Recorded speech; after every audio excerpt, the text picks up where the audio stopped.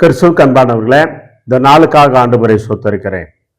இந்த நாள் உங்கள் மத்தியில் பேசும்படியாக ரூத் புஸ்தகம் 2ஆம் அதிகாரம் 20ஆம் வசனத்துல வாசிக்கிறோம். அங்கே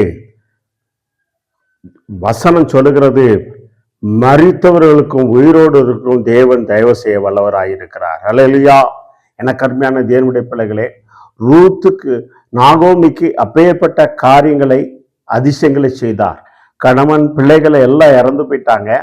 ஆனா ரூத்தை பார்த்து நாகோமி சொல்லுகிறார், மரித்தவர்களுக்கும் உயிரோடு இருக்கும் தயவு செய்கிற ஆண்டவர். எனக்கு அருமையான தேவனுடைய பிள்ளைகளே, ஆபிரகாமை நினைத்து அவனுடைய சந்ததிக்கு ஆண்டவர் தயவு செய்தார்.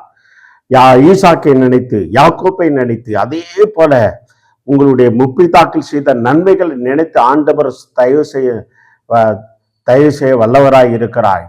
இந்த வார்த்தை கேட்கிற அருமையான சகோதரனை சகோதரி, உங்களுடைய வாழ்க்கையில ஆண்டவர் தயவு செய்ய வல்லவராய் இருக்கிறார்.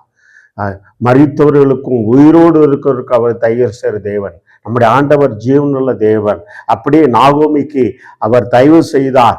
அதன் மூலமாக அவர் குடும்பம் கட்டப்பட்டது என்று பார்க்கிறோம்.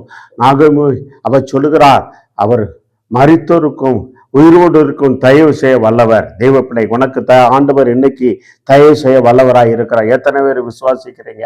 தெய்வ பிள்ளைக்கு, என் பிள்ளை இழந்து போச்சு, என் தகப்பனார் இழந்து போச்சாங்க, என் கணவர் இழந்துட்டார், அப்படி எல்லாம் சொல்லி வேதனையோடு இருக்கிற தெய்வ பிள்ளைக்கு, ஆண்டவர் இன்னைக்கு உனக்கு தயவு செய்து உன் குடும்பத்துல ஒரு அற்புதங்களை செய்ய வல்லவராய் இருக்கிறார்.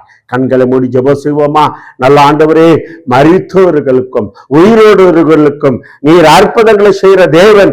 இன்னைக்கு பிள்ளைகளுக்கு கணவனை இழந்து தகப்பனை இழந்து ஆண்டவரே பிள்ளை இழந்து இருக்கிற பிள்ளைகளுக்கு நீர் தயவு செய்யபடியா ஜெபிக்கிறோம். I can't write like a talk connect name of Jesus. அப்படி செய்கிறதுக்காக ஸ்தோத்திரனப்பா. இயேசுவின் நாமத்தால ஜெயம் எடுக்கிறோம் நல்ல தந்தையே. ஆமென், ஆமென், ஆமென், ஆமென், ஆமென்.